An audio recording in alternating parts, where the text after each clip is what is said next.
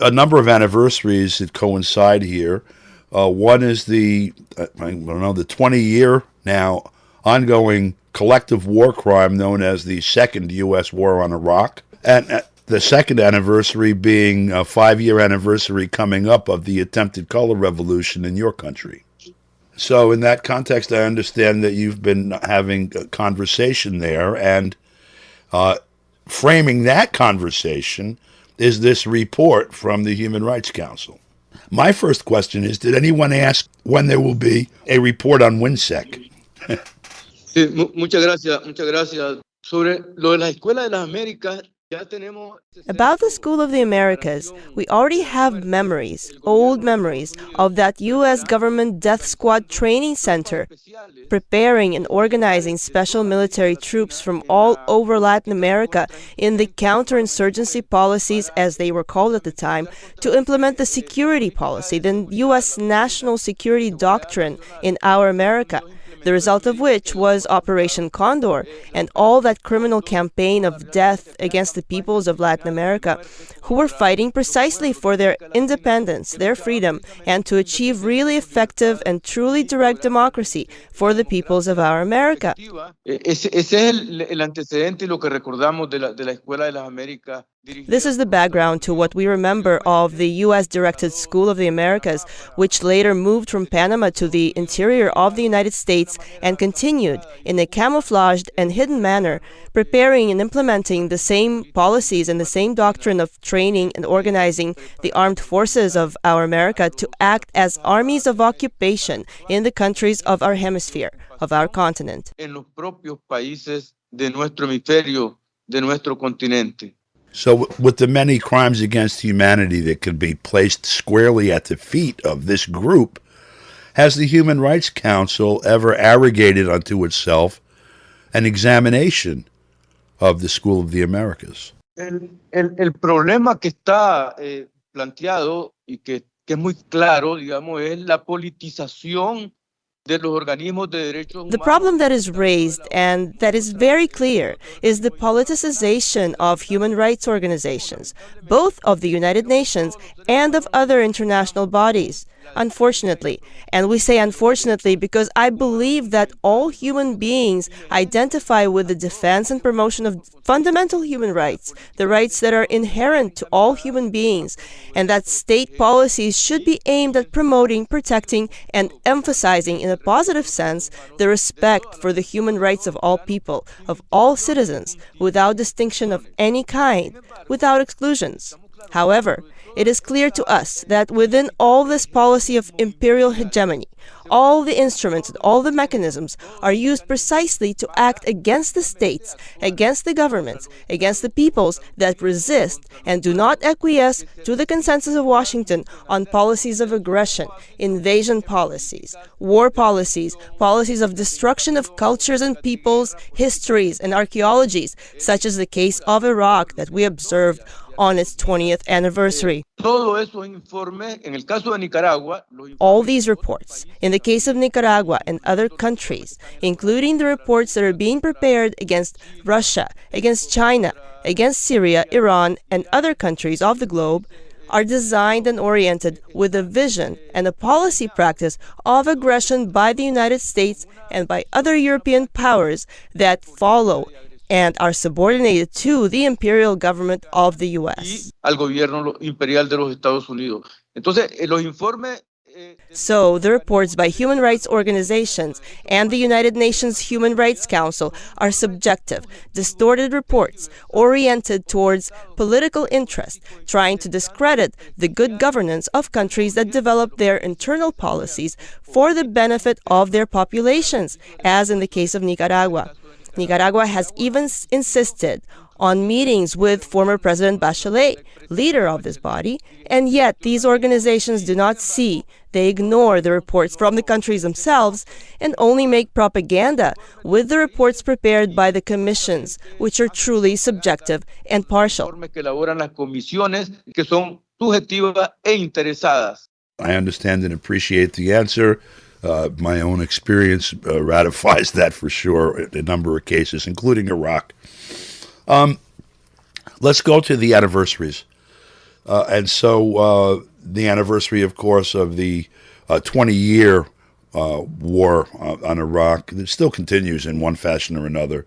And, of course, this anniversary is particularly important to the people of Nicaragua.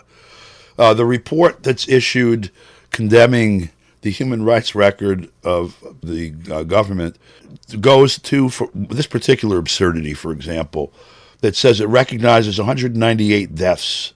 The government recognizes 198 deaths in the context of the protests and says, however, it attributes responsibility to the people who participated in the protests. In other words, for the deaths, that it was their fault, which it characterizes as a quote-unquote attempted coup.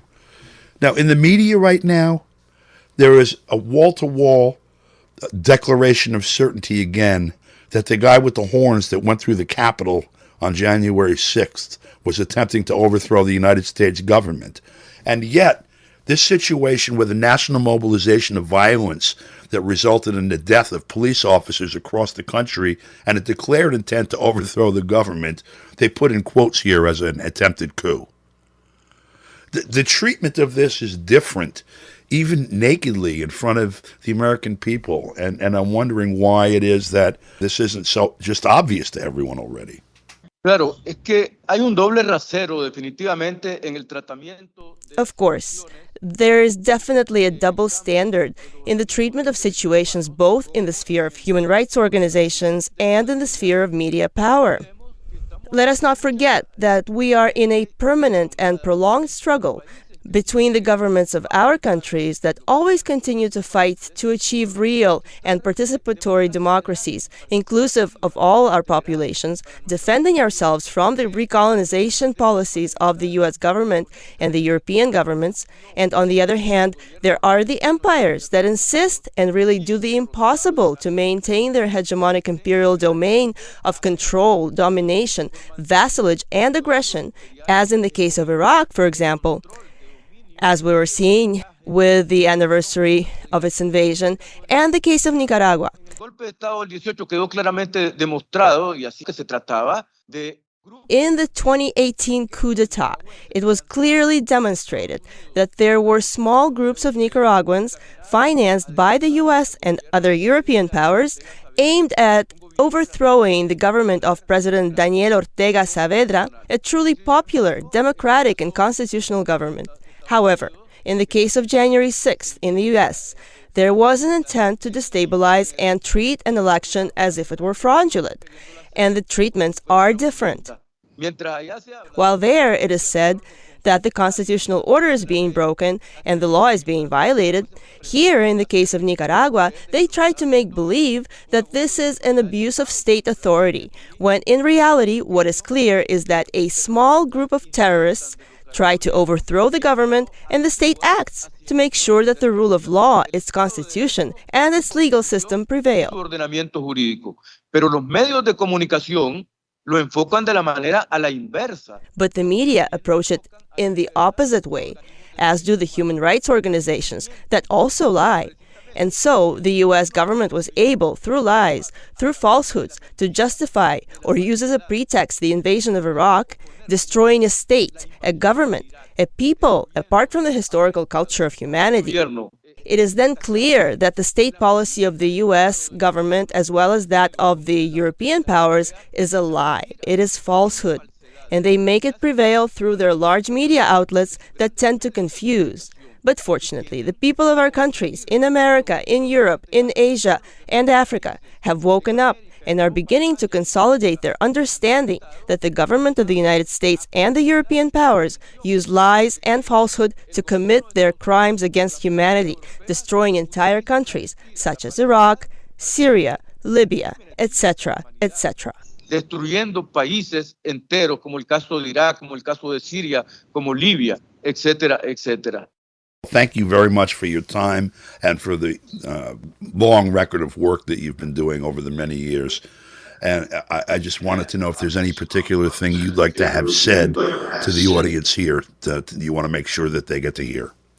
Sí, bueno, muchas gracias. Agradecerle, Dan. Thank you very much for the opportunity to also have a means of communication to express the truth of the Nicaraguan government, our truth, and to say that the world is changing and we are inserted in a transformation towards a new international order that is just, equitable, at peace, in progress, in comprehensive and stable development, and that hegemony is really in decline, and that all the countries are contributing to the development and consolidation of this new international order so as to achieve a life in peace, in development, in progress, in peaceful coexistence.